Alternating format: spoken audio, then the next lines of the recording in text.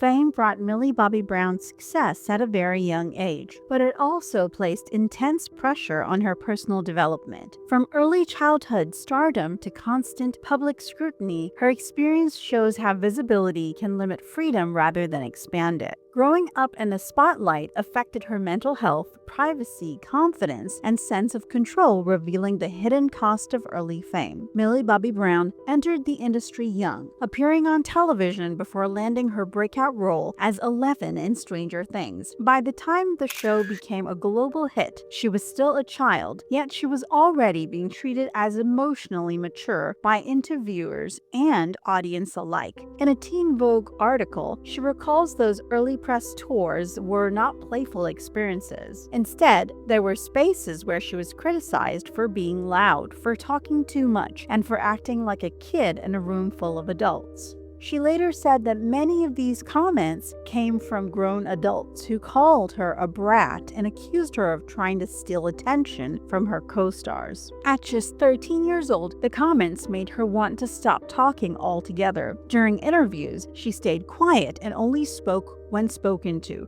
even though she wanted to join in.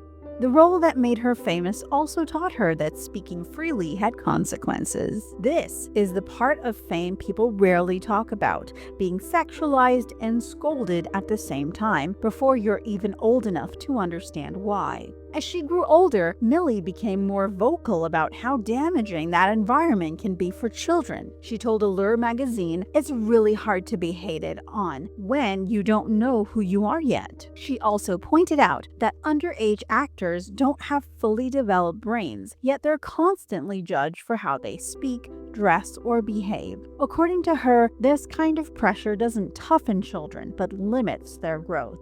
Fame also took away experiences that most children take for granted. Millie has said she did not attend school in a normal way and struggled with social skills as a result. She admitted that she missed out on parts of growing up and does not have many friends because of who she is in an interview with Vanity Fair. As Millie entered her late teens and early 20s, the scrutiny did not fade. Media coverage and social media commentary began focusing heavily on her appearance, especially claims that she looked too old for her age. Headlines and viral posts question her clothes, makeup, and styling choices, often comparing her current appearance to how she looked as a child on Stranger Things. Millie directly responded to this narrative, saying that people expected her to stay frozen in time, and when she did not, she became a target. She described this behavior as bullying, not journalism. In a video she shared online, she named specific articles and writers criticizing the way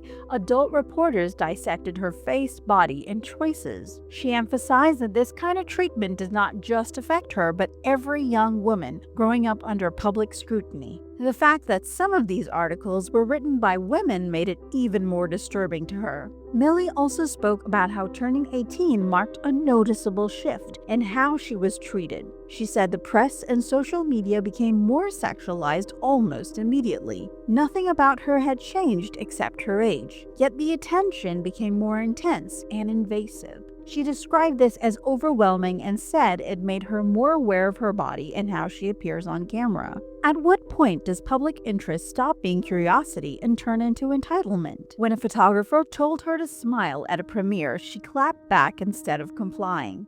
Online reactions were split, with some praising her and others accusing her of having an attitude. These moments showed how little room young women are given to exist neutrally in public. They're either too quiet, too loud, too young, or too grown.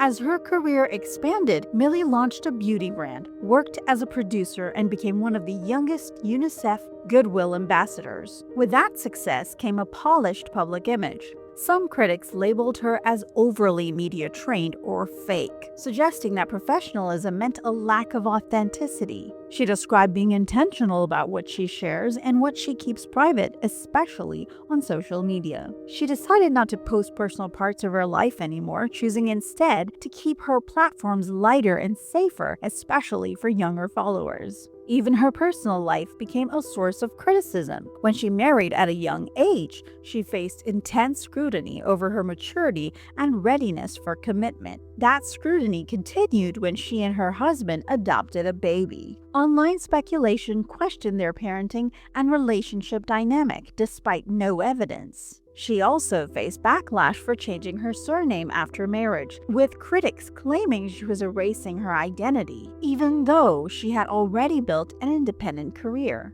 On top of that, she was criticized for not giving her child a name, explaining that she wanted her daughter to decide her own name when she's older. These instances showed that people always had a say on her decisions, whether it was her appearance, her confidence, or her family life. Everything became public property. Millie Bobby Brown's story shows that the real cost of fame is not attention or success, it's the loss of a private childhood, the pressure of self-monitor constantly, and the expectation to grow up on someone else's terms. Fame gave her a platform, but it also took something irreplaceable: the ability to grow without being watched, judged, and corrected at every step.